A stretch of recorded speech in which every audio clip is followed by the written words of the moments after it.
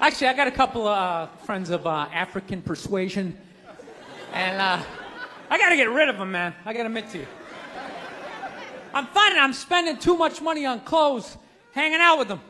Because I gotta, like, fucking try to keep up with their wardrobe. It's like every time they go out, they got all brand new shit on. All brand new shit. So when I show up with my white version of brand new, which is, I ironed the shit, right? I ironed it, right? It's new. They just start trashing me.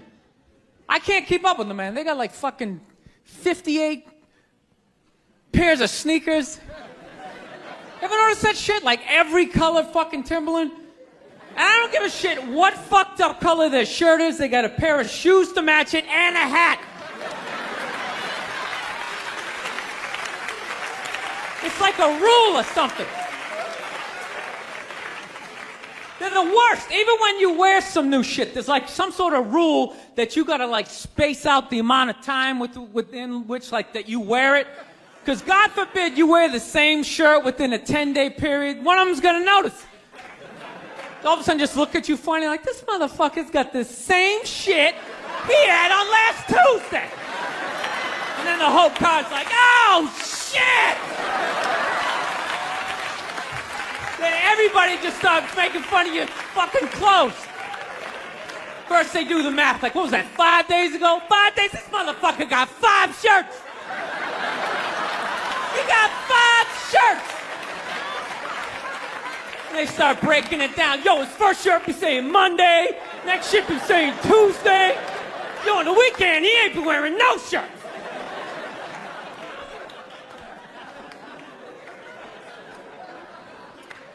I'll tell you, it's actually funny. You know what? That's actually how I judge black guys now. When I first came to the city, like, all black people scared me. No, I was like the typical white dude from like the suburbs, you know what I mean? Had no frame of reference, you know? So my only frame of reference with black people was like, remember those early 90s gangster rap videos? Throw the fucking LA riots in there, man. It was fucking horrible PR. I'm watching the videos, oh, he's got a nice car, he's got all the women, and he's still fucking mad. These black dudes are never happy. But after 10 years of living in the city, this is how I narrow it down.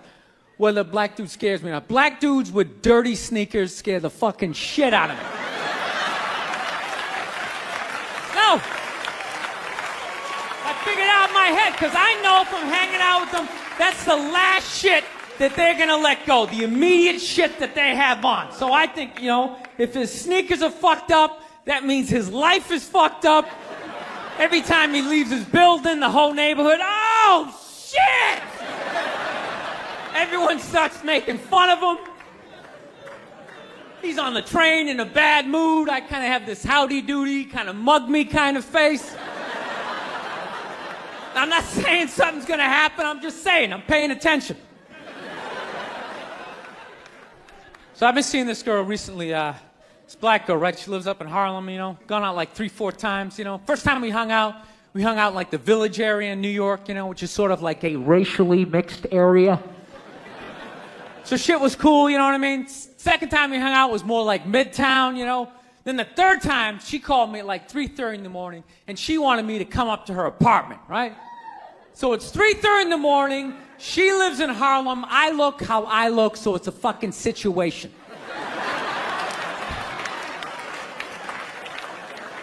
Because you know the deal, right? Basically, a white dude feels comfortable up to about like 98th, 99th Street, you know what I'm saying? The second the streets start getting into like triple digits, like 100, 101st Street, start getting like a little asthma, like, yeah, fuck, it's starting to get a little high up here. You feel that little tightness in your chest? Can you feel that?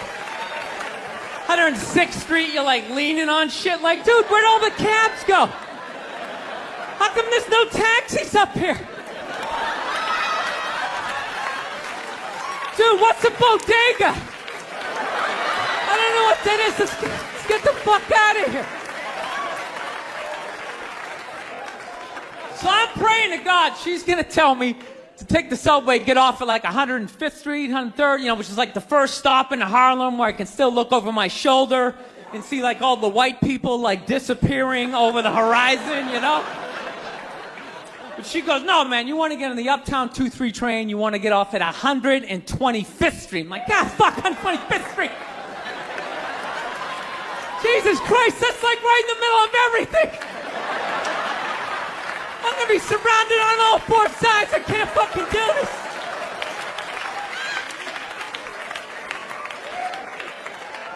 So, at this point, I'm really trying to hide like the bitchy tone that's starting to creep into my voice, you know? And I'm trying to ask for really specific directions for when I get up there, because I want to know exactly where I'm going.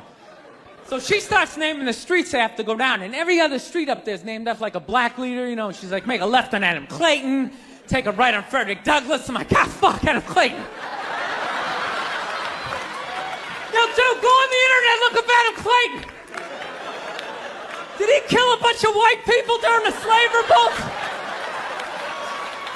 Dude, I ain't going up there till I know what Adam Clayton did. Fuck this shit. So at this point, I'm really having a battle with myself.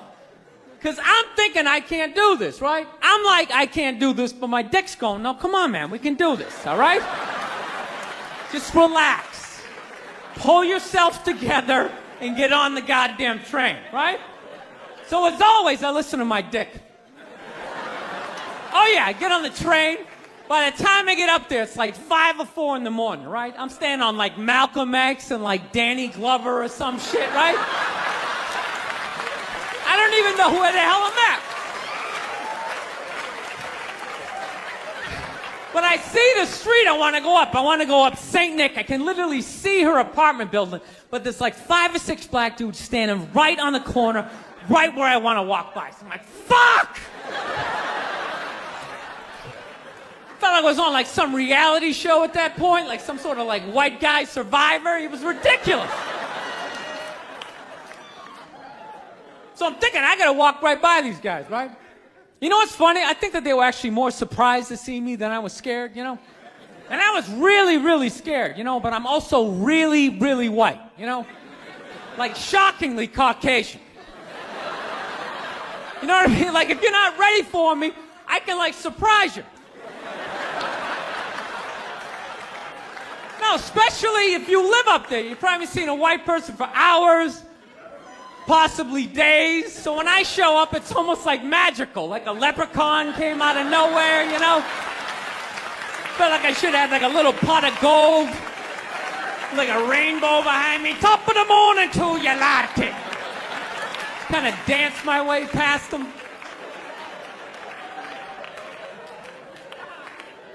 But it's been going all right, you know?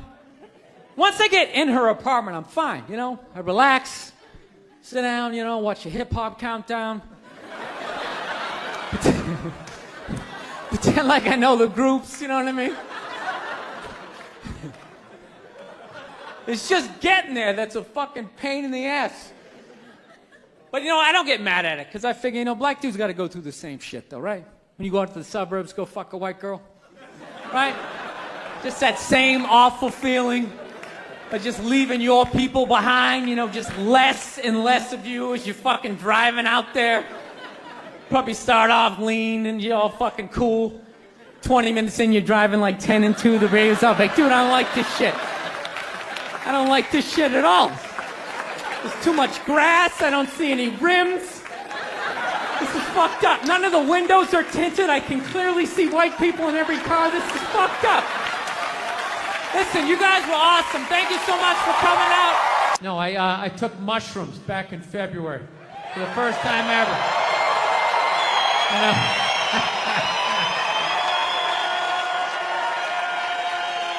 This is the perfect state to tell this story.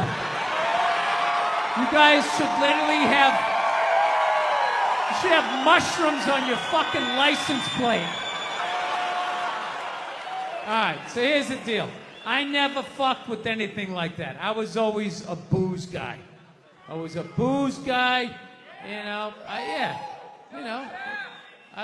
relax, everybody. I always get like, I always get nervous when I get white guys going like, yeah, all right, woo, build the wall. Okay, I'm fucking around. Relax. It's frightening to listen to, but that's what being a guy is. You're not allowed to have emotions. So that's all of that shit comes out when you drink. Do something dumb so I don't feel stupid.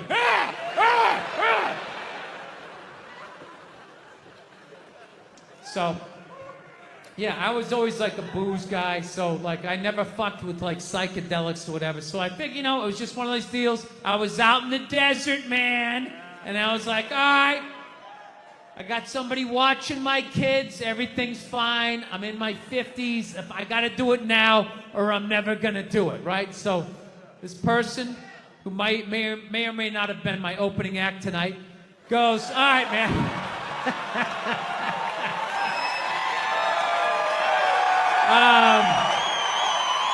He's a good man. He's a good man. He says to me, he goes, all right. He goes, okay, just take like, it's always just like, all right. So, like, how fucked up do you want to get, all right? And there's always like a square, and it's like, okay, don't eat the whole square. Just like bite one corner, lick the other one, and then rub the other one and let it absorb in your face or whatever. So I'm like, all right. He goes, how far into it do you want to go? I go, I just want to trip a little bit, nothing fucking crazy. So he goes, fine. So I eat just a little bit. So I get a little nauseous or whatever. At first it feels like I ate some weed, but then all of a sudden, like I notice shit that's not alive looks like it's breathing, right? Like the refrigerator looked like it just did a lap around the house. It's kind of...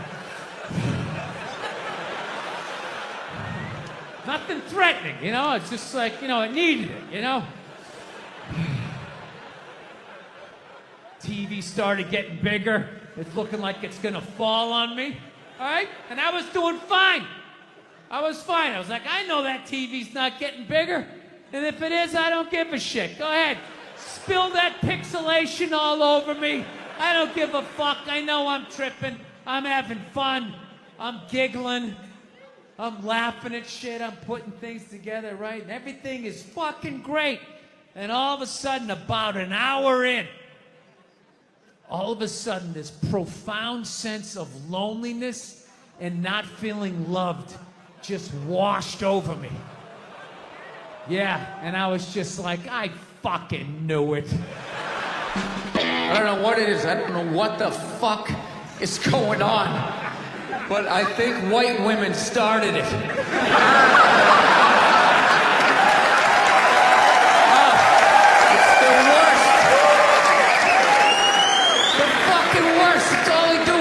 Moan and complain. I had no idea how difficult it was to be a white woman in the United States of America. Evidently, it's really difficult.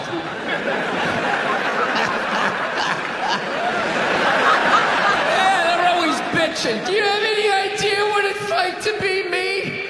Well, I imagine it would be slightly less awesome than my life.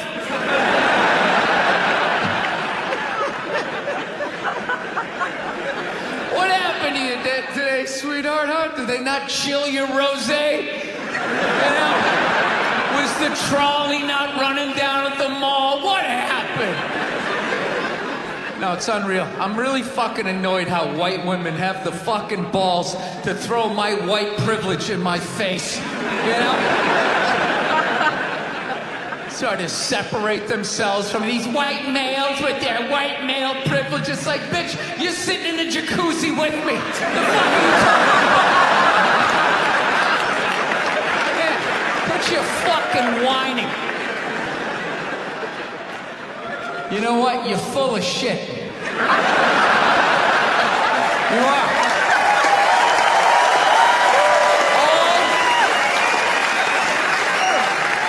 Feminists are full of shit, because I'm going to tell you right now, someday, there's going to be the first woman president, all right? Which means Which means you don't even know what a fucking platform is, and you automatically cheer. It's got the same genitalia. Fucking, I'm telling you, they're not smart people. Feminists, they're not as smart as they're coming off. I'm telling you. Someday, there's gonna be. By the way, this is gonna be my last show ever. By the time this fucking thing comes out. Someday, there's gonna be the first female president, which means there's gonna be the first male first lady. Right? And you wait, you fucking wait. The first time that dude opens his mouth about some political shit, you watch all these feminists throwing me, you shut the fuck up! You shut the fuck up! It is her time now. It is her time. She was elected, not you. Go pick out some plates, bitch. You are the first lady. Life can pass you by. It happens. You know, you just keep living and living and living. You know what it is? I think you got like 25, 30 years to absorb as much as you can. And then that's it. That's all you know. Because right around then, you get married. And it's over. Right? You have a couple of kids. You're sucked in the bubble. You don't have time to pay attention to what's going on in the world. You're just stuck with these kids. It's shitting all over the place. Don't be a serial killer. Don't touch that. You're just stuck in that. You have 3, 4 kids. That is a 25-year sentence. Trying to get them all through college. Society just keeps fucking going. You get the last one through college. You step back out of the bubble. You don't know what happened. You're not even paying attention. You go back to your old record collection. Right?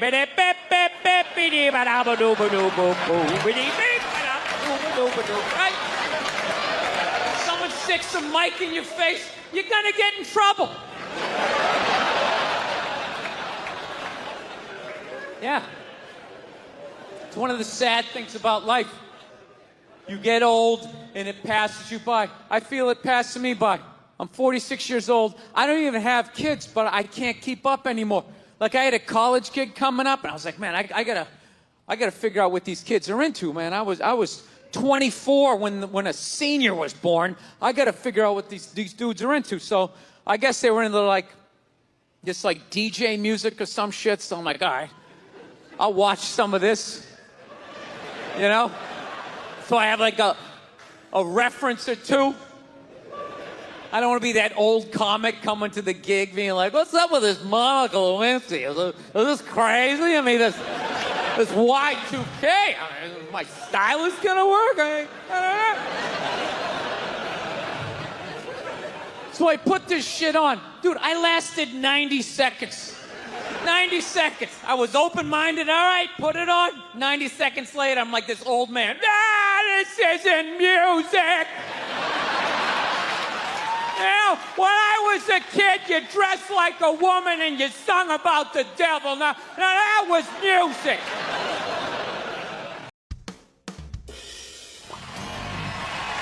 All right, thank you. Thank you very much. How are you?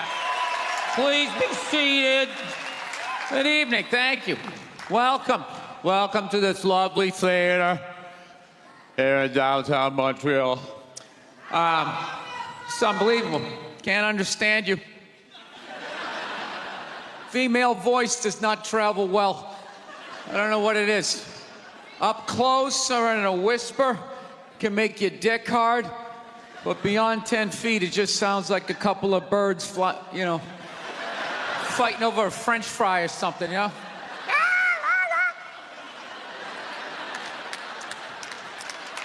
There you go. That's how we start. Somebody's coming out of the gate.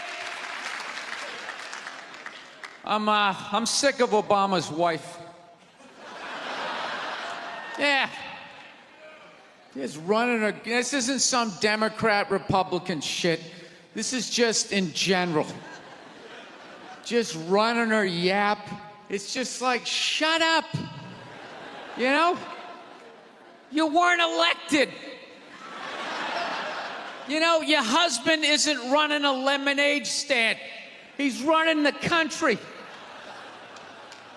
No, generally speaking, first ladies, they've been out of line for a good 25, 30 years. They think for some reason that their husband has the job, that now they should be chiming in like they know some shit. You know? Dude, if you had a leak at your house and you called the plumber, and the plumber comes in and he starts fixing it, what would you do if 5 seconds later his wife, who isn't a plumber, comes walking in? Well, I think we should run it over here. It's like, shut up! Just because you're fucking the plumber doesn't mean you understand plumbing. Okay? Now, this is all like my fears, because they're trying to tell us down south here that like they're starting to like gear up for Hillary Clinton to be running for president, saying like, I think that would be a good thing. Yeah, people clapping. What is that based on? Based on what? I don't get how she became a senator. That's shocking to you? She went from never holding political office to immediately being a senator. Why? Because she was fucking the president? Should Tom Brady's wife be the next quarterback of the Rams? Does he have some sort of magical powers? Like, you suck at sports? I couldn't throw it all, and then he fucked me, and I just picked up this ball, and I was just lacing it in there. It was incredible.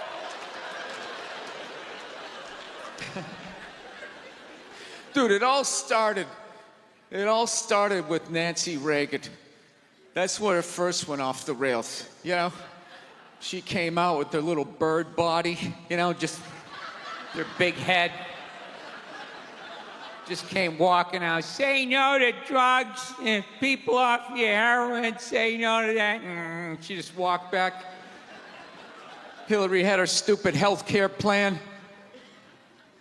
Obama's wife's running her yap on 60 Minutes, you know?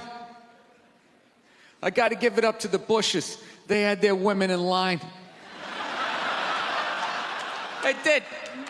Barbara never said shit. She smiled every once in a while. She threw something in there. George W.'s wife, I don't even know her name.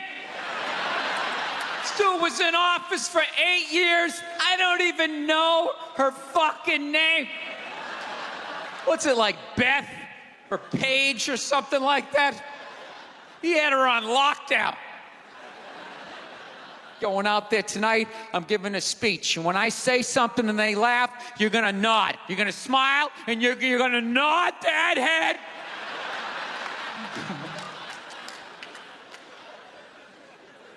Is this how it's gonna be? Really? Do you think like me saying this is somehow gonna affect? She's still gonna win. Listen, let me ask you this question. Do you think that a woman being president is gonna affect anything? Do you? Oh, do you? What are they gonna do? What are they gonna do? What the fuck is she gonna do? Do you know what the president makes? The president makes $400,000 a year. That's it. He's supposed to keep bankers in line that get like $100 million bonuses. I'll tell you, if you really want, nothing's gonna change, okay? Black, white, dick, or clam. It doesn't make a bit of difference. Nothing is gonna change until somebody's got the balls to start a group, go over the wall of one of these gated communities, and you start slitting some throats. Not just random throats, the right throats. You gotta climb up a tree, be up there with your scope, knowing that in 11 fucking minutes your life is gonna end, right? And take out many of those people as you can.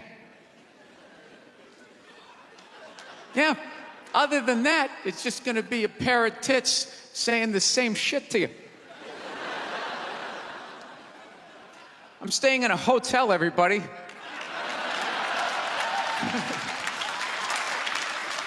I like staying in hotels. They make me feel comfortable. I feel safe in a hotel. You know, you got the lobby. There's always somebody down there in case an axe murderer comes in. That's the first person that's going to get killed. You can hear their screaming when you're up in your room. Gives you a chance to plan. Barricade the door, you know, turn on the shower, hide in between the mattresses, right? Little misdirection. Back in the day, I used to stay in motels. I hated staying in motels. Could never feel safe. You were lying in a bed 2 feet from a door that just opened up out into a parking lot. Anybody in the world could just come walking up, kick the door open, you motherfucker, just drag you out of the bed.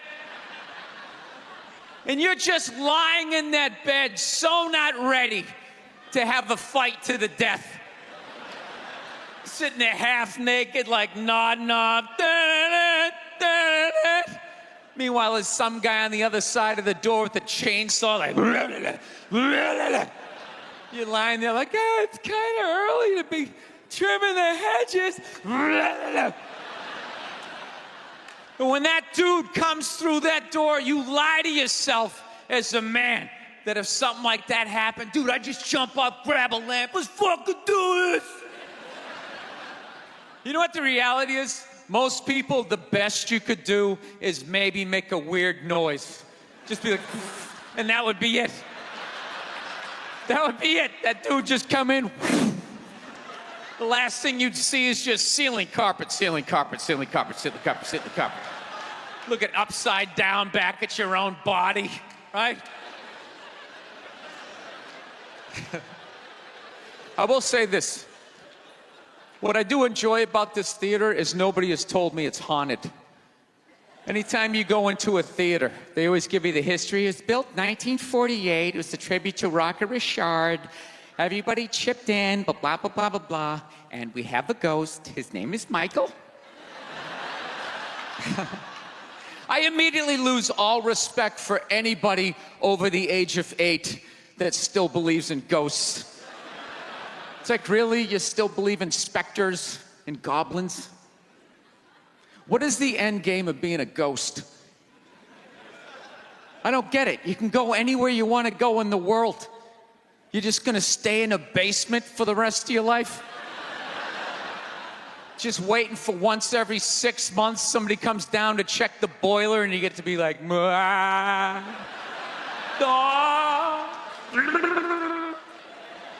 wouldn't you go somewhere? Dude, I'd fly right to Washington, D.C., fly right into the CIA building, just start sitting in on meetings. Like, these guys are out of their fucking minds. Fly to the Super Bowl, go right into the huddle. I always wondered what they talked about. Thank you. Thank you very much. How are you? How's it going? Yes, nice to be here on such a fun week. I know. I don't want to hear it. I don't watch politics. So, we're going to keep it light. All right? Here we go. All right. Well, I just got over the flu, which is fantastic. You know what I mean? Had it last month. Whenever you have the flu, like COVID, you know, you always lay in bed and you try to, figure out who gave it to you. You know, just going through this Rolodex of people that coughed on you, sniffled near you, walked by an Asian or something. You try to fight it. They say on the internet, that's where all the disease comes from. I know who gave it to me. I sat next to a shoeless cowboy on an airplane. Guy had no socks or shoes on the whole flight. The whole flight, I'm sitting there looking at his dirty Jesus feet. And all I'm thinking is the next pandemic is growing in the bottom of his feet. And all I'm going to be is the next, patient number 2, whatever the next disease is, So, I'll tell you what kills me is I looked at the guy and all I'm thinking is, you know what? God made that guy. And he keeps making that guy. Like one mouth-breathing moron after another. Yet we still go to church on Sunday, and what do? We praise him. When is the constructive criticism coming? Like, dude, when's the last time you made a Gandhi? Somebody empathetic, you know? So, my problem is I didn't get the flu shot, you know? I'm old school. I kind of still do the vaccine thing, you know? I know, some people like it, some people don't, you know? I don't know. It's a weird thing, though. If you get it, what do? You side with the evil pharmaceutical companies. You know, if you don't, then you're aligned with people who don't wear shoes on an airplane. All right, let's get to what you all want to talk about. All right, ladies, you're 0-2 against this guy. 0-2. All right, but you learn more from your losses than your wins. So, let's get into the game tape. All right, ladies, enough with the pantsuit. Okay, it's not working. Stop trying to have respect for yourselves. You don't win the office. Like on policy, you know? You gotta whore it up a little.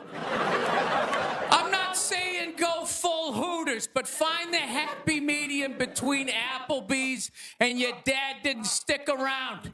All right? You all know how to get a free drink. Okay? And I know, listen, I know a lot of ugly women, feminists, don't want to hear this message. But just tease him a little bit. Make a farmer feel like he's got a shot. Swing a state over a little bit. I'll be honest with you, I am so psyched that this stupid election is finally over. It took forever. Like, you know? Yeah. Everybody knew who they were voting for 4 years ago. And then they just drag you through a year and a half of this stuff. Like, who was sitting there watching the debate, like, still not decided? Two of the most polar opposite people ever. It's like, all right, let's see. What does the orange bigot have to say? How about the real estate agent that speaks through her nose? Oh, there's a point. This is so difficult. It's like they overlap. I just can't make up my mind. I'll be honest with you. I can't believe Trump didn't win this thing like 4 months ago. You know? I know that's weird for younger people to hear, but like when I was a kid, if you were running for president and you got shot and you didn't die, that was the end of the election. There was nothing you could say.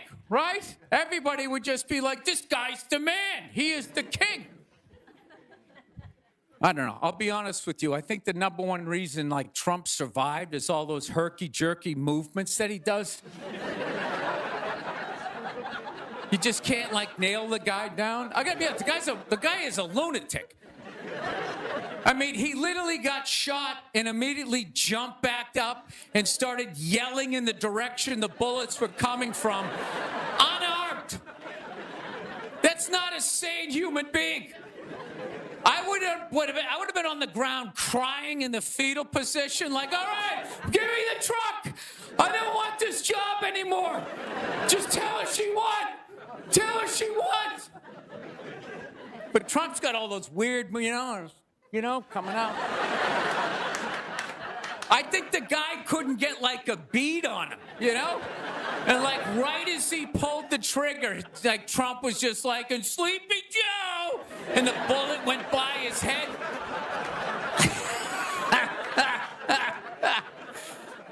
My favorite part of the campaign, though, was when Trump went to McDonald's. Wasn't that amazing? That's the only time I've ever seen that guy truly happy. Like, he was glowing.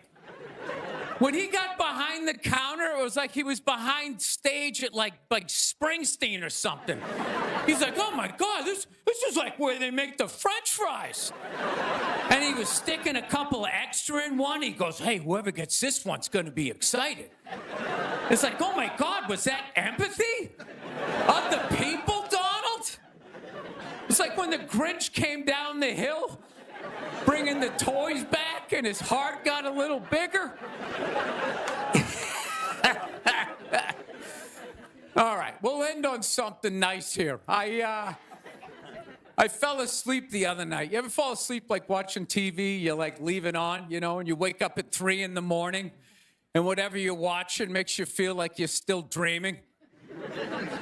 Yeah, I woke up at 3 in the morning. I swear to God, Shaquille O'Neal was selling me printer ink. Standing there 7 feet tall. Hi, I'm Shaquille O'Neal. Are you paying too much money for your printer ink? Every day, people come up to me and they say, I'm paying too much money for my printer. He's holding a printer. It's like the size of a cell phone. People come up to me. I'm paying too much money. And I'm like, well, I have the solution. Dude, is there no end to that guy's credibility? I thought when he was selling Buicks, that was the end of it. It's laying in that little car, the mid-sized Buick Century. This is the most comfortable car I have ever been in. He's got one foot out one window, the other foot out the other. If I was regular size, this is the car I would buy. It blows my mind. Doesn't he even have like $1 billion at this point? It's like, why are you still working? Take a weekend off, you 9-foot whore. Give somebody else a chance. All right, that's it. We got a great show. Stick around. McGee will be here. We'll see you in a minute. Thank you, thank you. Think about the kinds of people that take a cruise. These aren't forward thinkers. These aren't seekers. They're not pivotal to our survival. You ever hear somebody coming back from a cruise? It's one of the worst stories you're ever gonna hear. Because they don't do shit. They don't want to travel to another country, interact with the new culture, try to figure out the train system or the money. All they want to do is just sit on a fucking boat. Just drinking, that's all they want to do. Right? Worst story you'll ever hear. Hey, how was your cruise? Oh, it was great. I was fucking laying there. There was a DJ over here on the 1 and the 2 wooka wooka thing, right? And then they had this chocolate fountain. It was like a fountain, but it was chocolate. And you stuck the toothpick in the food, and you stuck it in the chocolate, and you stuck it in your mouth. And then you'd be like, I want another drink. And they bring it all, you drink it, it dribbles down, and it gathers in your navel, and you punch yourself, you get in your mouth. And every day around noon, we'd line up for lunch. What's for lunch? We don't know. We don't make decisions. Whatever they give us. We realized that, I don't know, we always fight about the television, so I'm like, well, what about documentaries? Why don't we just tape something we both like? We both love documentaries. They're fun, right? You watch them, you learn something, you repeat it at a party, people think you read. So I tape, first one I tape is on Elvis Presley. So I sit down and I'm watching this documentary as a white dude, which is what I am. I'm looking out my white head, watching this white shit. It's coming back into my white eyes, getting whiter by the fucking second. Right? Now my wife, on the other hand, she's black, right? So she starts watching this shit as a black person, right? And she's seeing all the racism, obviously, that I'm seeing, but she was catching all this subtle shit that I was too white to see, but I knew I was missing it, because I just kept hearing her huffing and puffing, just sitting next to me being like, and I'm just sitting there like, okay, somebody did something. I don't know what just happened, but I don't think that was good. So right when I didn't think it could get any worse, it could get any more uncomfortable between the two of us, this fucking white dude comes on who evidently discovered Elvis. And he's like 190 years old, and he comes out, starts talking. He's just like, well, basically, I was looking for a white boy that could take the down and dirty, nasty blues and combine it with the pristine, angelic sounds of bluegrass. Yeah, that's what he was doing. He was subtly putting black shit down here while he was propping up the white shit. You know, the down and dirty, daddy not sticking around, drug-infested neighborhood blues with the Jesus as white as me, hair the color of the sun, angelic bluegrass playing music, right? So at this point, my wife has like fucking steam coming out of her ears. So I make a judgment call. I just fucking shut it off, right? And she looks at me, she's like, why did you shut that off? Why did you shut it off? I was like, because you're about 3 minutes away from yelling at me like I produced this music. I'm not saying these people are right, and I'm not saying that I'm right. I know I'm a fucking moron, you know? But that Duck Dynasty guy, I know what he said was wrong, but I don't get the shock. He said that homophobic stuff, and people are like, can you believe? Can you believe it? Yeah, I totally can believe it. If I was in Vegas, I would have put 90% of my shit on that he was gonna say it. I'd give him a 10% benefit of the doubt, just in case. Are you seriously shocked some redneck with a beard down to his dick, sitting in a boat in the middle of a swamp, shooting varmints? Like, what did you think he thought? Did you think he had like some progressive ideas on same-sex marriage? Yeah. Didn't he think exactly what you thought he thought, you know? I think all of that shit comes from the church. They just fucking brainwash you. You know? You come down, don't clap. I don't read. Follow someone else. I'm telling you. They brainwash you. Come into the church, your brain's all empty. They just fill it up like a jelly donut. Just brainwash you. Say what we say when we say it. Say it again, then you can go home to your toys. All right, I'll say it. I'll say it again. Now can I go home to my toys? Right? And you repeat everything they say. The good, the bad, and the fucking horrific. They stick a star in your forehead. You're a big boy. The big people like me. You get on with your life. Look, if you're being a dick, apologize. But other than that, yeah, go fuck yourself. Yeah. Everybody getting in trouble. Like a bunch of children. I was doing a gig in Dallas, and some waitress wrote on a piece of chalkboard.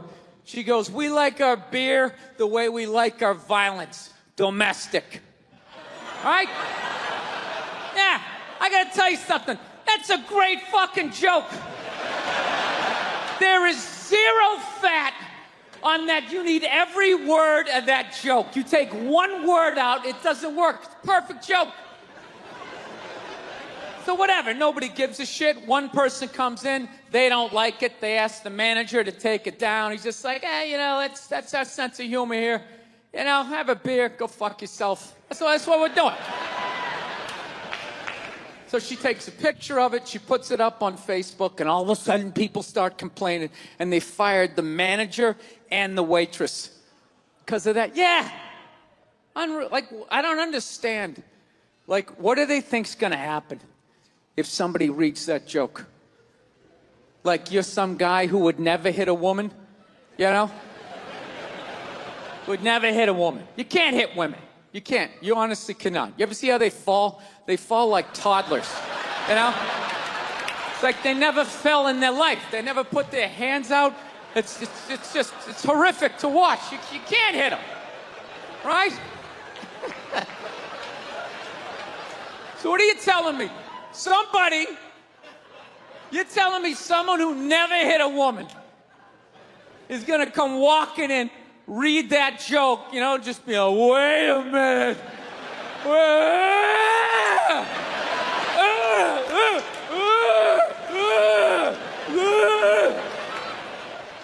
I saw a woman a couple months back, professional soccer player, right? She goes on to ESPN or one of these sports channels, and she starts bitching, going like, I don't understand, how come female athletes don't make as much as male professional athletes, right? And all of these men had to sit there and act like they didn't know what the answer was. They had to sit there like dumbfounded, like, oh, I don't know. Why is that? That is a conundrum. I have no idea. Literally, I'm sitting at home screaming at the TV because you don't sell any fucking tickets. Nobody is going to women's soccer games. You're playing in a 20,000 seat arena. 1,500 people show up. That's not a good night. The promoter lost his fucking ass on that gig. I'm not saying no professional female athletes, Serena Williams, the women in the UFC, you know, but nobody's watching your fucking sport. And then you're gonna come and you're gonna get mad at fucking men. They keep doing that shit. Why are you yelling at us? It's not our fucking job. It's not my fucking job to give a fuck about women's soccer, okay? I have men's sport to pay attention to. It's your bullshit, right? Dude, look at the WNBA. Dude, nobody in the WNBA got COVID. Nobody. They have been playing in front of 300 to 400 people a night for a quarter of a century. Not to mention, it's a male-subsidized league. We gave you a fucking league. None of you showed up. Where are all the feminists? That place should be packed with feminists. Faces painted, wearing jerseys, flashing their titties.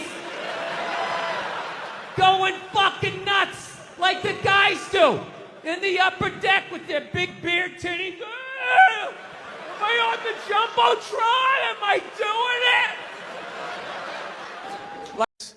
One time she was watching this show, it was like a poor excuse for The View, and they started talking about domestic violence, right? For the 9 millionth time this year, they're talking about domestic violence, just in case, you didn't get the memo, Evidently, just some people didn't get it. It's not okay to slam your wife's head into the cupboard drawers because she didn't dry the can opener off properly, It's gonna fucking rust, right? How do you not know not to do that shit? Do they really have to keep talking about it? Who it's like wife beaters watching? Oh, fuck! Ah! Now I get it. Ups a daisy, sweetheart. Here we go. There you go. Oh. So at the end of the hour, they come to the logical conclusion. They're like, there is no reason to hit a woman. There is no reason to hit a woman. And I was just like, really? I could give you like 17 right off the top of my head. You could wake me from a drunken stupor, I could still give you like 9. Dude, there's plenty of reasons to hit a woman. You just don't do it. But to sit there and suggest that there's no reason. Dude, the level of ego behind that statement. What are you, levitating above the rest of us? You're never annoying? Women, how many times have you thought about slapping your fucking guy in the head this week? There you go. Every day. You didn't do it, right? Oh, dude, it drives me nuts. There's no reason. There's no reason. Really? No reason? How about this? You marry a girl, you fall in love, you buy her a house. You go to work every day, paying off the house. You come home one day, she's banging the next door neighbor, hands you divorce papers. You got to move out, sleep on a futon, and still pay for that house that she's going to stay in. No reason. I'm not saying you should do it, but there's plenty of fucking reasons in that arc of a story. No, that's the thing. Really is. That's the thing. I hate that saying there's no reason. Obviously, I'm not saying to hit a woman, you know? But saying there's no reason, I think that's crazy. When you say there's no reason, that kills any sort of examination as to how two people ended up at that place. If you say there's no reason, you cut out the build-up, you're just left with the act. How are you going to solve it if you don't figure it out? Look how awkward it is in here right now. I said you shouldn't hit a woman. I'm just saying, how come you can't ask questions? You can only ask questions about what the guy did. You can never ask about the woman. Why is that? Why is that? What is that? What does answer him right mean? What does that mean? Are you the idiot who got up halfway through the special during the bit and you're like walking around like I'm not fucking taping a special here? What's wrong with you? What's wrong with you? Fucking had to ignore all of that and now you're gonna like yell out? And not only that, yell something that makes no fucking sense whatsoever. Answer him! Answer him! Every fucking special I do, there's always one. Always right down the fucking middle. Talking about hitting women, sweetheart. And I think you just added another reason. Jesus fucking Christ. I love this. I'm not even in a relationship with her, and she's fucking nagging me.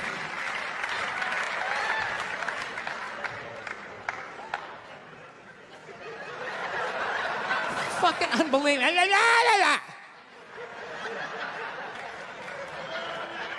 Look, I understand hitting a woman's a bad thing, okay? Well, how come you can't fucking ask questions? I just don't understand. Like, if I get bit by a rattlesnake, wouldn't you guys have some questions?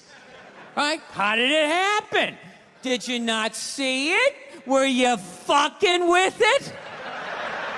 How did this snake get so mad it almost killed you?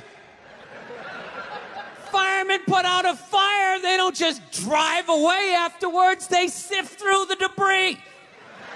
How did it start? Here's an oily rag, right? Look, I realize I'm coming off pretty ignorant right about now. I realize that. Let me extend an olive branch then, okay? I realize that there's some animal guys out there, okay? Horrible guys, you know, have a rough day at the factory, come home, tuna casserole, and just start swinging, all right? I'm not trying to say that those people don't exist. I realize they exist. They should be buried underneath the prison, okay? So if I can admit that, ladies, can you at least admit that every ass kicking doesn't just fall out of the fucking sky? Really? Even hockey has 2 minutes for instigating, right? They understand that some back and forth happened before that shit, you know?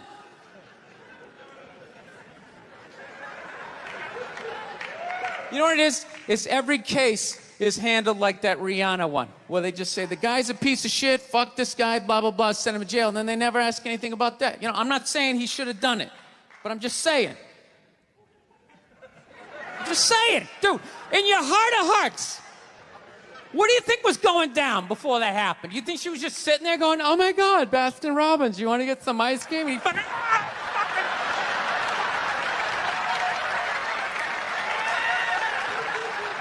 you know?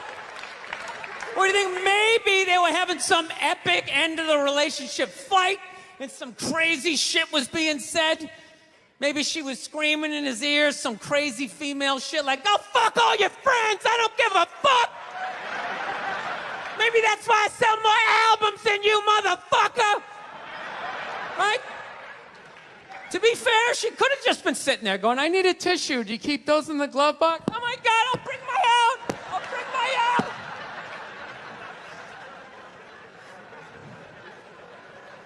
Now fuck that, because you know what it is? They never address how women argue.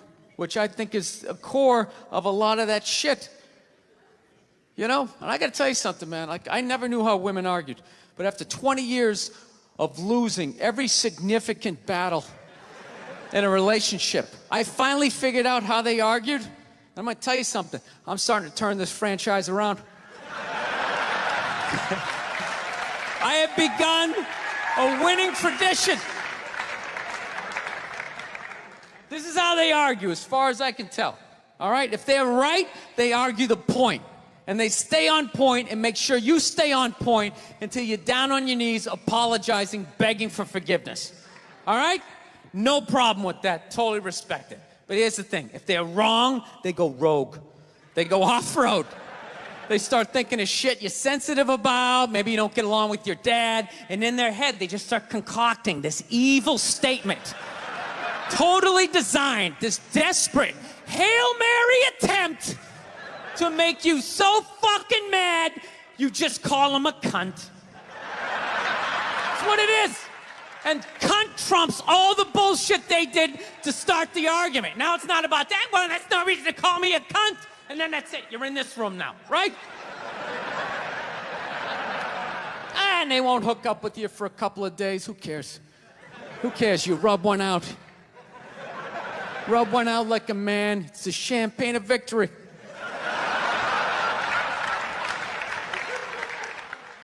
People in the stands. I mean, that's just like what's entertainment for me now, you know?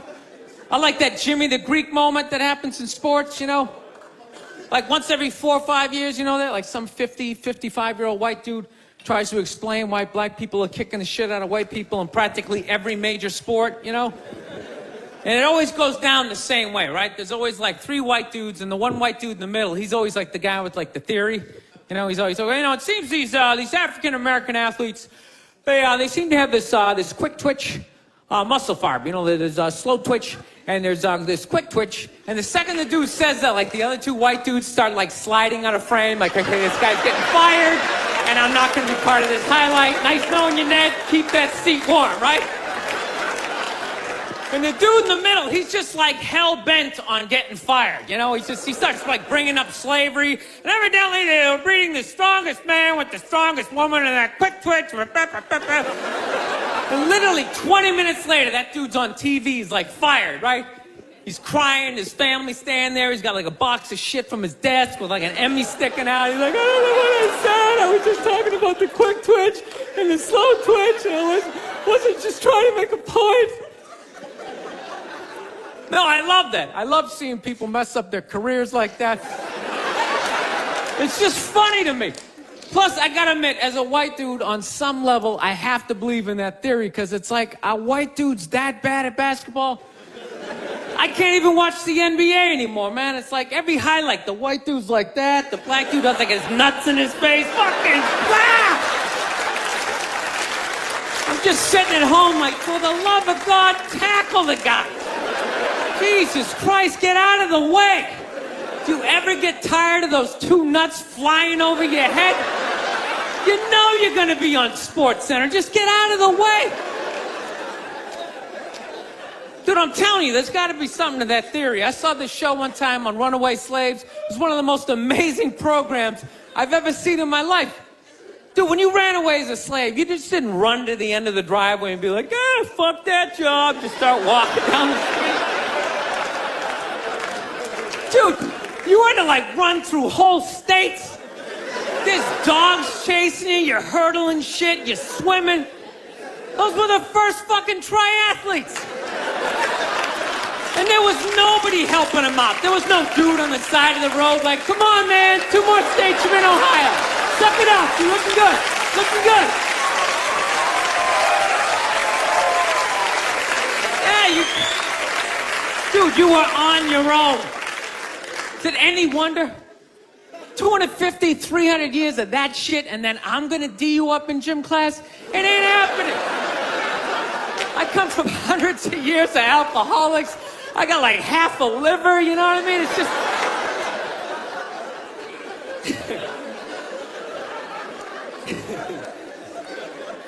You know what's funny to me about that stuff? You can't even like, you know, I obviously know that theory is crazy, but it's just like, you can't even bring up how well black people are doing in sports, everybody gets all weird about it, which I don't understand because it's like a compliment, you know?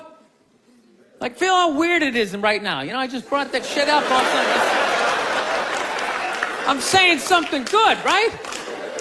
I saw a coach get in trouble for that shit. Like, his team was like 0-6 or something. They just couldn't win, and every week the press was just getting on him more and more and more, right? And the dude, he was just like flustered, and he had like a moment of honesty. They were like, why can't you guys win a game? He's like, oh, you know, I don't know, the offense isn't getting it done, you know, defense, you know, too slow, and it just run out. Tell me, we gotta get some more black guys in this team, because I'm telling you, it's just not. And immediately, everybody's like, what? Everyone started freaking out like they had no idea what this dude was talking about. It's like, are you watching Sports Center? Or do you see the Olympics? Like, I love the 100-meter dash, right? There's always like 9 black dudes and that one token white guy in like lane 8. And I'm just sitting there going, come on, man, one time. Just one time, just win the bronze, just do what you gotta do. The white dude always stays with him till like the first turn, then he like fucking blows out his hammy. Those other 8 black dudes are like, where's that white dude the next Olympics? He's like up in the broadcast booth, his career's over. He's like a commentator. Yeah, it's gonna be a great race. Still can't feel my fucking toes, but I'm telling you. No, I don't get it.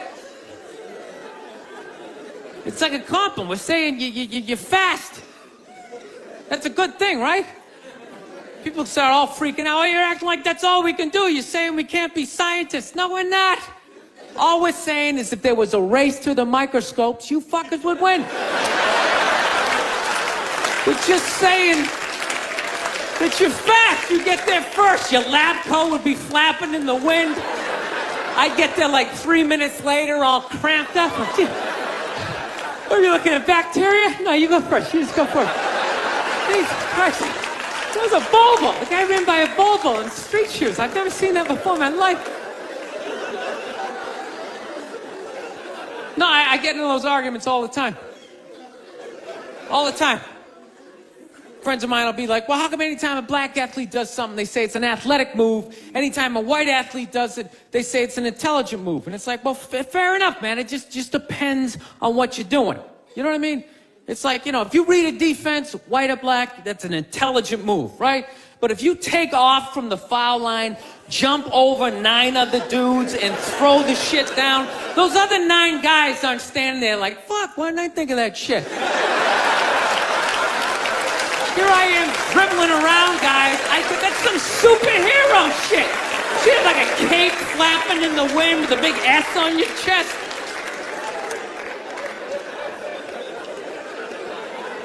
I'm telling you, man, that's the funny thing about Hitler.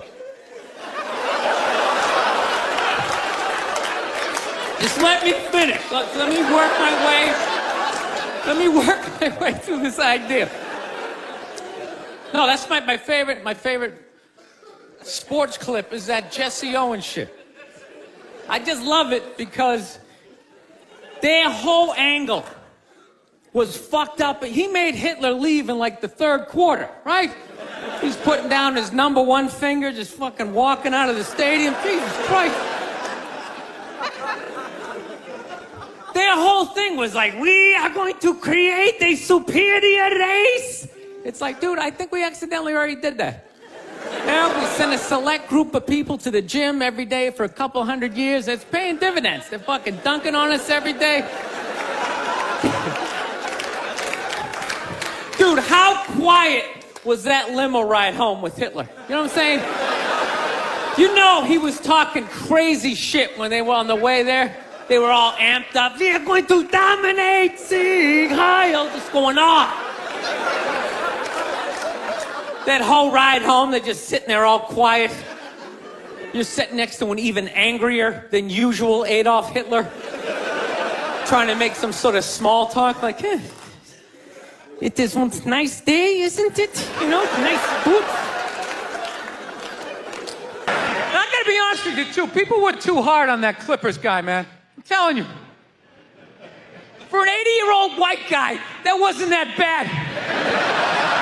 All right?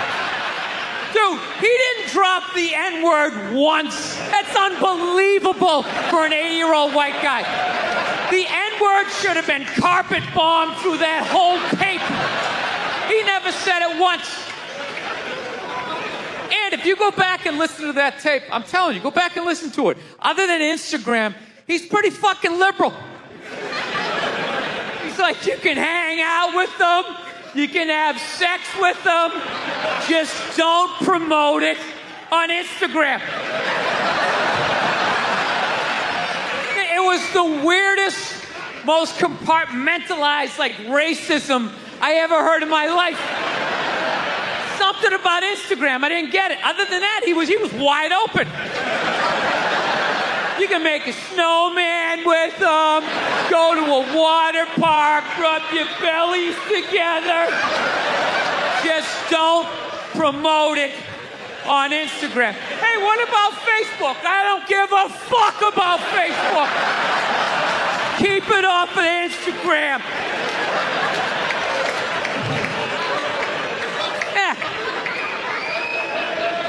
Dude, you understand? The guy's 80 years old. Do the math. This dude was born in 1934. That's 13 years before Jackie Robinson broke the color barrier. First 12 and a half years of this guy's life, he watched all-white baseball, and it was fine. First 12 and a half years. Up next, Whitey Willoughby. There's a line shot out to Peter Peckerwood. What a catch! Unbelievable into Chris Cracker. What a great day. What a great day for a ball game. White baseball, white players. Dude, his parents were part of the generation that finished off the genocide of the Native Americans. All right? That's who taught him his ABCs. I'm telling you, you can live too long.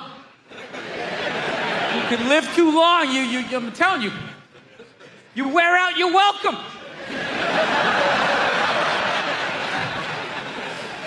I swear to God, this fucking guy, I bet in the 1940s he was considered like a hippie. You know?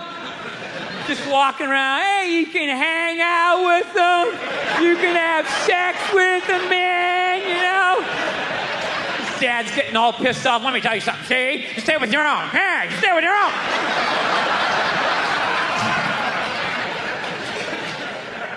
All those feminists are full of shit, because I'm going to tell you right now, someday, there's going to be the first woman president, all right?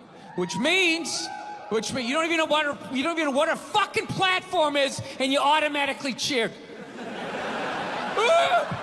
It's got the same genitalia.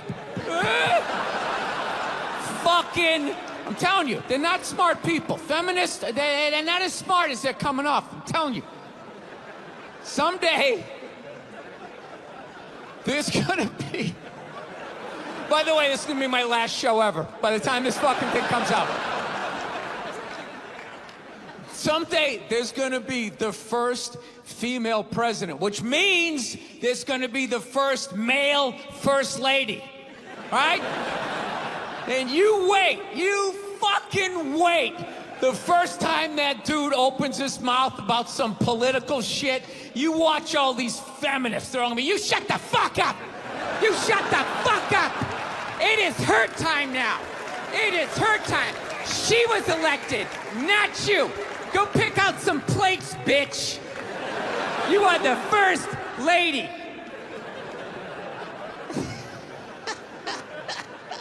He's gonna get treated like Tom Arnold when he was with Roseanne. Secret Service name will be like Appendix or Doesn't Matter. Not worthy of protecting. Just entered the Oval Office. Not worthy of protecting. Thank you so much. Thank you. I am so excited to be here. I've been doing stand-up forever, and this has always been a lifelong dream of mine to come here and host Saturday Night Live. So thank you so much for coming out.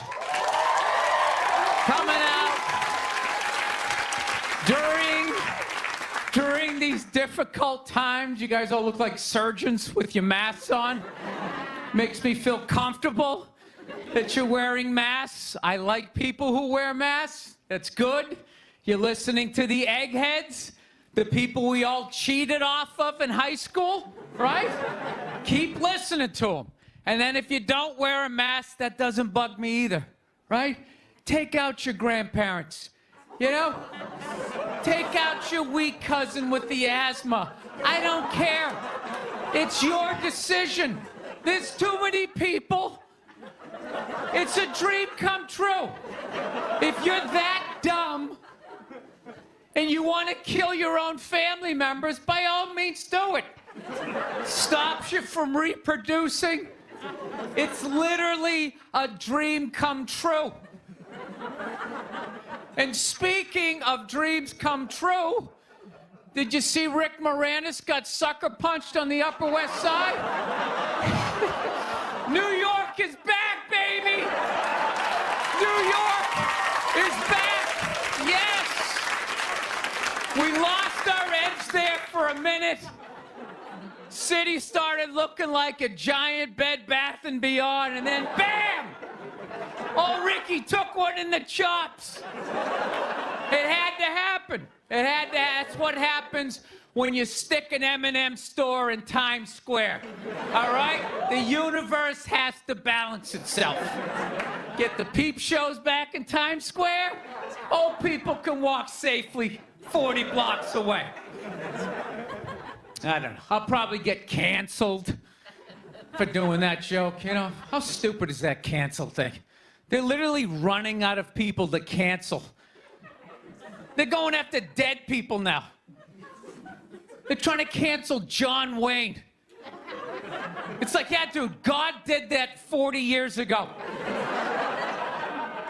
They're all up in arms. They're like, did you hear what he said in that interview in Playboy in 1970? Can you believe that?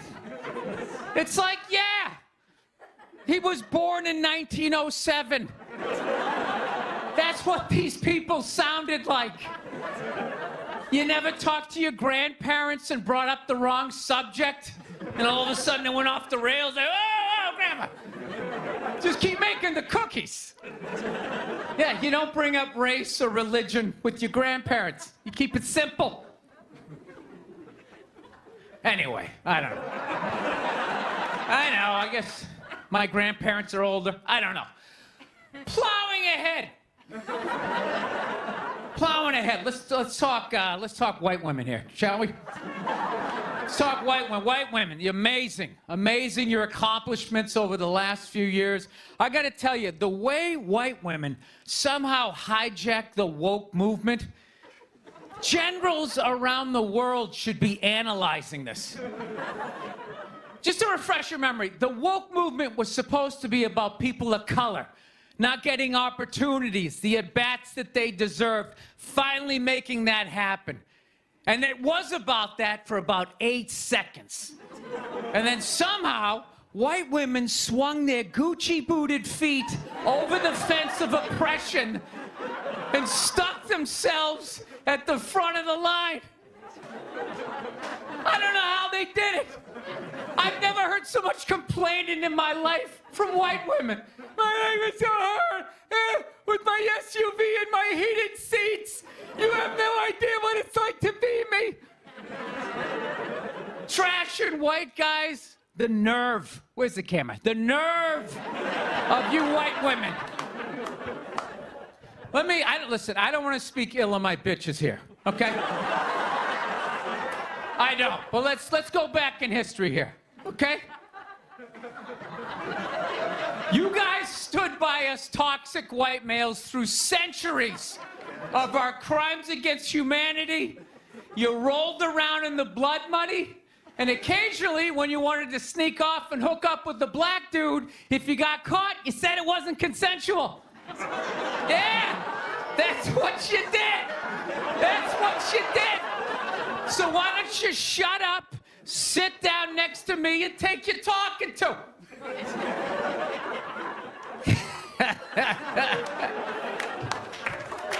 Thank you.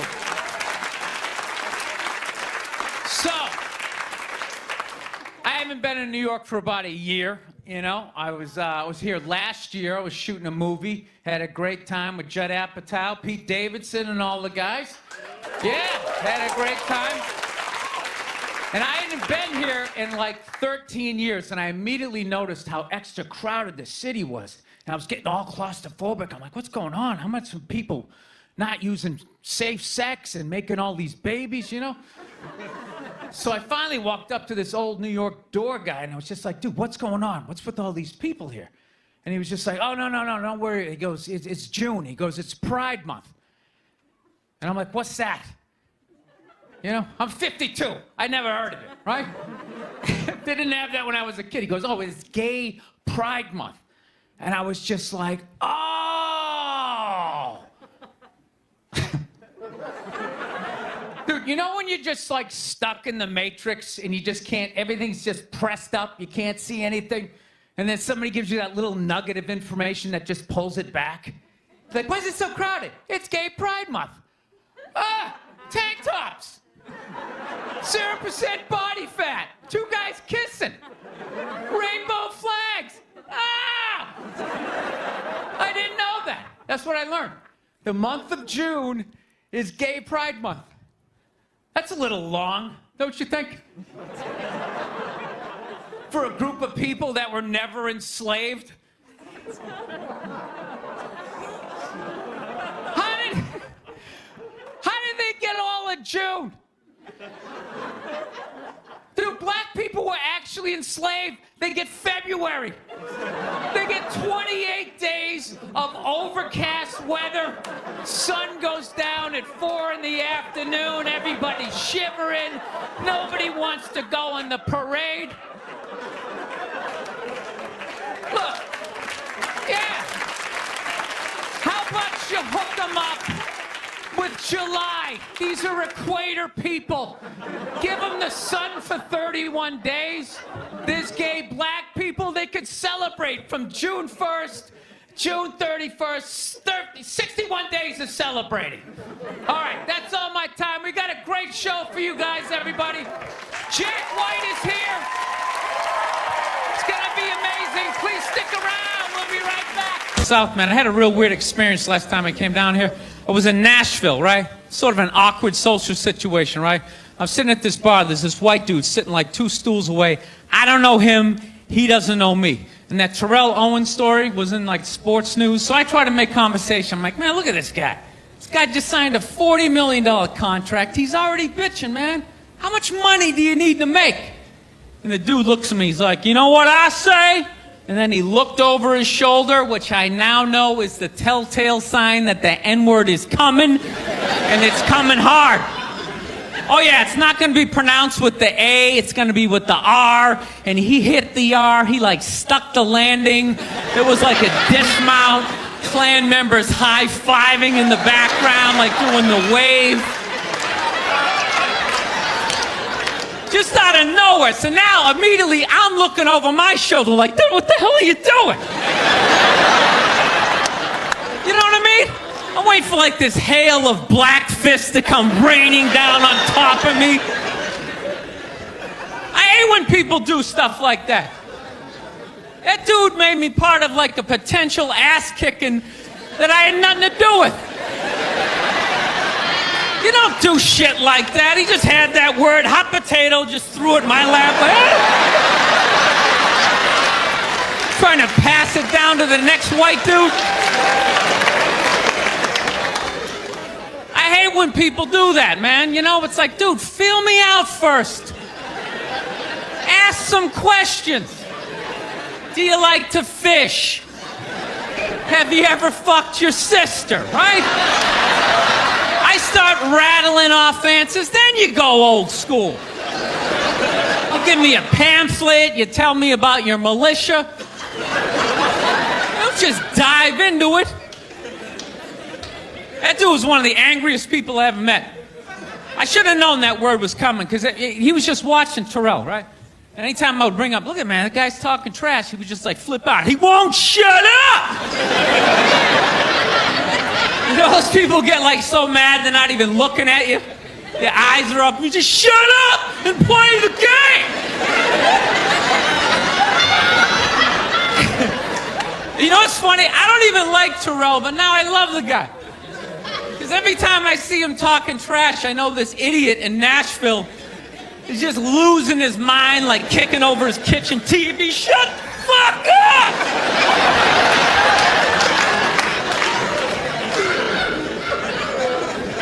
I like violence, man. I am. Not like when it happens to me or if I see it live. I like watching it on TV, you know? Watching people, you know, get attacked by animals. Just get blasted in the face or something, you know? Like, I'm a huge sports fan. You know my favorite, like, moment of, like, the last year was in sports? That Detroit Piston, Indiana Pacer, bench climber and brawl. Wasn't that great? That was one of the greatest things I've ever seen. I was so confused when I watched ESPN that day. They were like, that was absolutely disgraceful. Basketball fans, it just must be it. I'm sitting there looking like, I'm a basketball fan. I loved it. I thoroughly enjoyed watching out-of-shape civilians get the shit kicked out of them by professional athletes. It was fascinating. And I think as sports fans, we kind of had it coming, right? Because how many times you gone to a game, right? You got a little too drunk. You started screaming at some dude on the field who could clearly kick the shit out of you, right? If you saw him in the parking lot, you'd be like, hey, can you sign my stamp collection? I think you're awesome. You get in the game, you're all drunk. You're like, you suck, buddy! You're a piece of shit! And they're always calling him up. Come on up here! No, come on up here! Well, they came up there. They did, and they kicked the shit out of everybody. It was great. It was like a cartoon. You're like beating up whole rows of people at once, like... I loved every second. I love how Artest punched the wrong guy. Wasn't that great? He taught that dude a valuable lesson in life. When shit goes down, you don't just stand there like you're watching a movie like, wow, it's coming right at me. Must be in 3D or something. That was a 5'6", 110-pound white dude had an angry 6'10" black dude running right at him. That had to have been in his top 3 nightmares all time. Right behind getting his dick cut off and being lit on fire. And he just stood there. He's like trying to explain himself. Well, I still have the liquid in my cup, so there's no way I could have... It's an idiot. I want to get a gun. I do. I really do. I never had that feeling before till I moved out to Los Angeles. This city just messes with your mind, you know? It's overpopulated, technically doesn't have a water supply, right? The dollar's crashing. Shit keeps you up at night. You're just thinking, what am I going to do when the zombies come? Right? Start reading up on shit. Get some powdered food. Plant some zucchini. Get a windmill. Right? And that's all well and good. But if you don't know how to fight, all you're doing is gathering supplies for the toughest guy in the block. Right? Thinking about that. What am I going to do? Some dude turns me upside down, starts shaking the gold coins out of my pockets. I got to get a gun. So I'm on the road, right? I'm in Reno. Great gun town. So I go down to their little gun store, right? Come walking in, there's some redneck there. I'm like, hey, man, I want to get a gun. He's like, I hear you. What you looking for? What you want? Mossberg, over under, 357 Magnum, right? Starts rattling off all this gibberish, right? I don't know shit. I'm trying to play it off. I feel like a bitch because I don't know anything about guns. So I was like, what do I do here?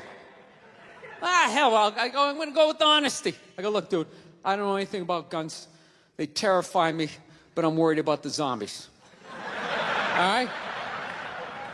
Dude's just like, you need a shotgun. You need a shotgun, man. It's got a good spread. It's easy to load, doesn't have a lot of working parts, got a good spread. He kept saying that. It's got a good spread. I'm like, what does that mean? He goes, well, it means you ain't got to be that accurate. It's got a good spread. Further away you are, the more shit you hit. Got a good spread. In fact, you got a problem over here, you ain't even got to look. You just turn, wow, that's it. You ain't got a problem over here anymore.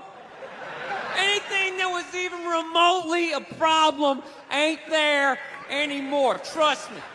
And then these people here, they saw what you just did here. You ain't got a problem here either. Feel me? 90 degrees taken care of right there. One shot. These people get smart, flip it over. Wow, that's it. It's got a good spread. So I'm like laughing my ass off. I'm like, dude, look, I just want to shoot the guy. I don't have to do a bunch of drywall work, you know? Reframe my diploma, get my parakeet another friend, you know? I just want to shoot the guy. So I'm like, you know, how about one of these pistols? So he does like that classic, like that redneck trailing off thing, like, you want a pistol? Go ahead, get a pistol. What do I know? I've just been here 20 years. Get a shiny one, right? So I was like, dude, what's wrong with getting a pistol? He goes, I'll tell you what, buddy. Because life ain't a movie. You feel me? I'm like, no. Can you please stop speaking in these backwoods riddles? Can you just say what you're saying? I told you I don't know shit about guns. Come on, do me a solid here. He goes, well, look, you ever watch a movie? Guy go, blah, blah, blah. He kills 3 people. Real life, man, you miss. You miss all the fucking time. You miss enough times, man, you're empty. You might as well just be standing there with a big stapler in your hand. Then what you gonna do? I was like, well, fuck it, let's get the shotgun. So he's all ready to box the thing up, and then I'm like, wait a minute. I live with my girl, I can't just show up with a shotgun, right? That's not some shit you can just come home with. If I found this stool on the side of the road, I can come home with this. Look at it. We can refinish it. We can carve our initials in it. We can have a good time, right? You just show up with a shotgun. Hey, I got it for us, right? One barrel for you, one for me? No. So she kiboshes the whole thing. Till the other night, somebody broke into our car sitting in the driveway. Starts fucking with her head, right? So she starts reading up on guns, you know? She's reading too much, because now she wants to get one, but she's just like, well, I heard you got to keep the bullets in the safe, keep the stock in the garage. And then what? Then what? I run around the house and assemble it? There's some dude's chasing me with an axe? You know? Are you even thinking this thing through, sweetheart?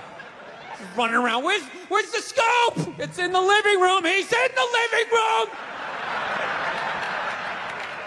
No, we're getting this thing. I want that fucking thing loaded right on the bedroom wall. Right there. I'll put that thing on my jam sleeves. Just like that. There's no other point. That's funny, though, when you talk about getting a gun, you know? People, like, they either totally for it or completely against it. You know, they either go nuts and start screaming, right? Or they start throwing out those stats. Yeah, actually, you increase your chances of getting shot by 80% the second you get a gun in the house. Really? What, because I'm going to load it and shower with it? Like, The fuck? I know it's dangerous. You get a pool in your backyard, you immediately increase your odds of drowning in your backyard, right? You couldn't do that before, now you step on a rake, in you go. No, I'm telling you, I don't buy in any of that shit.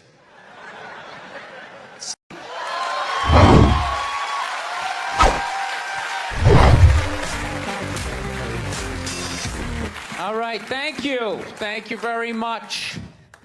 I here from Los Angeles. I live in Hollywood. There's a ton of plastic surgery out there.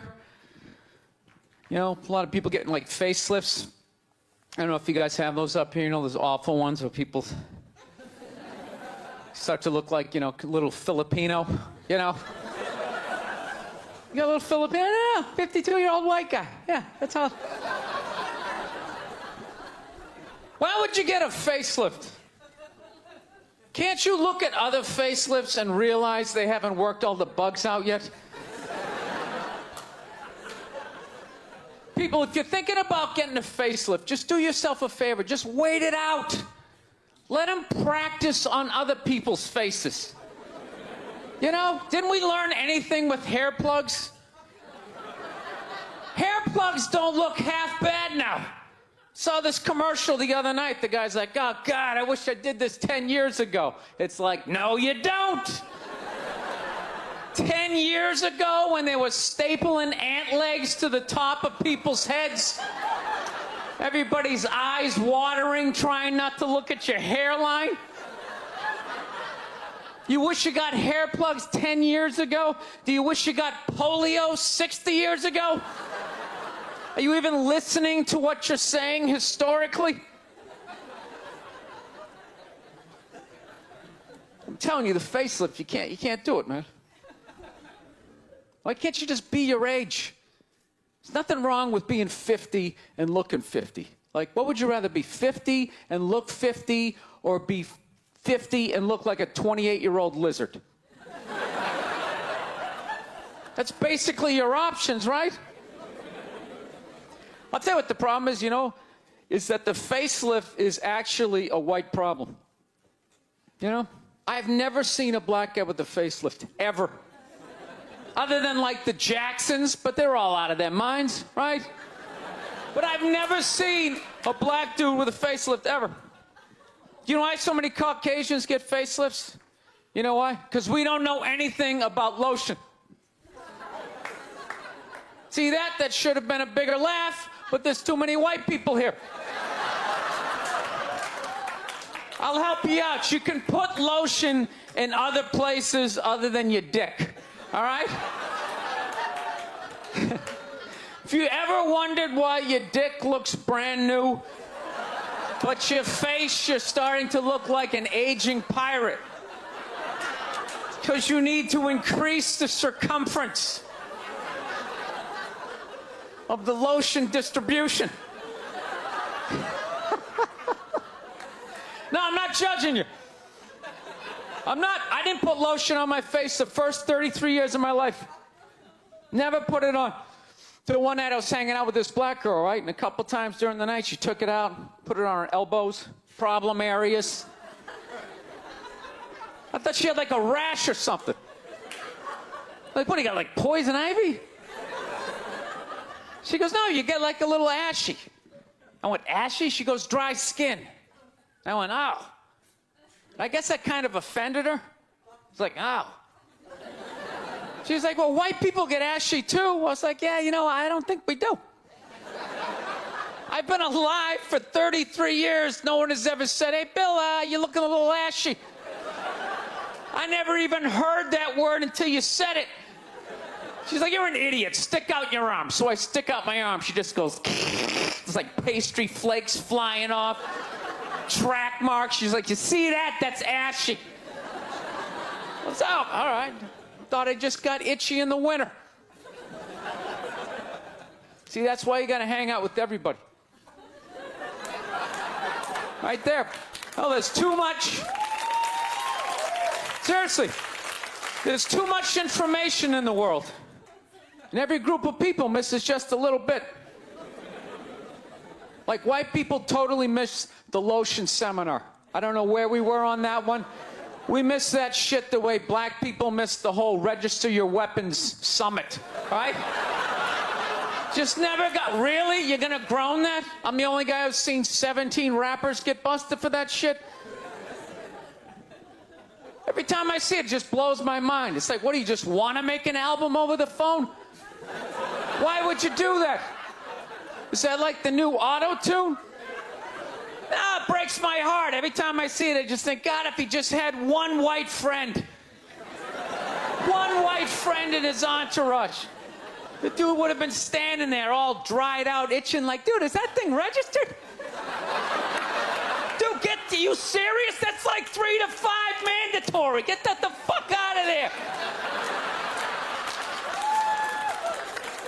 So, thank you.